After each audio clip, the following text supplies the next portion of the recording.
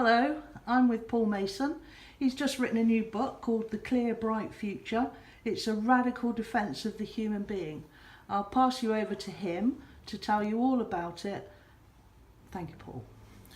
So my book is called Clear Bright Future, A Radical Defence of the Human Being. I'm delighted to be here in Stroud to talk about it at the Georgian subscription rooms, which have probably seen arguments in favour of capitalism for 200 years. Well, this is an argument against capitalism, and particularly about what it's doing to us. What I'm arguing is that we're in a kind of threefold crisis. An economic system that doesn't work for most people.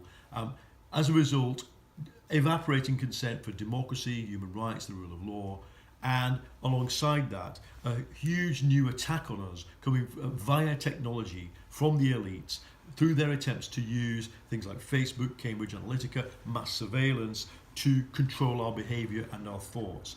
And what I've observed in reporting this over the last 12 years, this crisis as it morphs from economics to politics to technological control, is that we're very fragile as human beings, we're very weak, we're very disorientated, we're eminently governable, as Michel Foucault, the philosopher, once said, and neoliberalism has made us like that.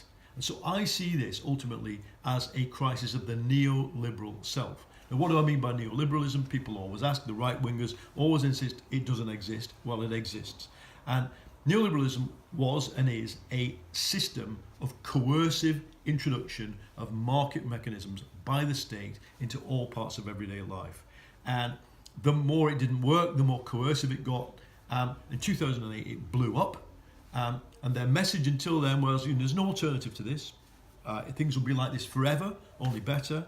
And now their message is, there's no alternative to this. Things are going to be like this forever, only worse, year after year. And people have had enough with that. Now, a lot of people ask me, and I'm well known for talking about politics and international global affairs. People say, well, what should politicians do?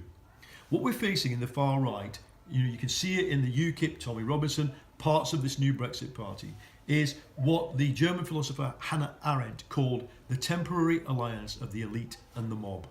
And what they want is to reverse history. They can't live with progress. They can't live with liberated women. They can't live with lesbian and gay marriage or women's control over their own reproductive capacity. They've got to reverse it all. Hence the attacks on black people in America, the attacks on abortion rights, all the things that are coming from the far right. We've got to be able to resist it in a way that I think we haven't done well enough up to now, especially the left. They have a utopia. It's a right-wing utopia. It's being created on websites, on bulletin boards and channels. It's a utopia in which women are subordinate, in which black people are, subhuman, they call them. We need our own utopia. And we need to create a vision of what we want. Many people involved in politics have been content up to now with one no and many yeses. So we're against capitalism, we're against neoliberalism, but we've got many different ideas about the future. Fine to have those, but I want the left to have a big yes. It doesn't have to be the one yes, a big yes. And it's a transition to a society without classes, without shortages, without hierarchies, using all the power of technology harnessed for human beings and not for corporations. That's my utopia, and I think information technology makes that possible. But in Clear Bright Future, I'm arguing one more thing, and that is the resistance isn't just, it's obvious the political resistance to the alliance of the elite and the mob has to be an alliance of the centre and the left. And if the centre wants it, it needs to get cracking because the left wants to fight them. And people in the liberal centre just need to decide, we're not the main enemy, the fascists are, but get on with it.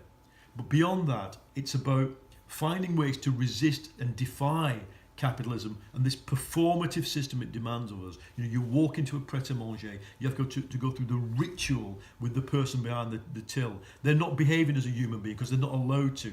If we all started to perform as real human beings, not according to this kind of weird play that we do under neoliberalism, then it would disrupt the system more.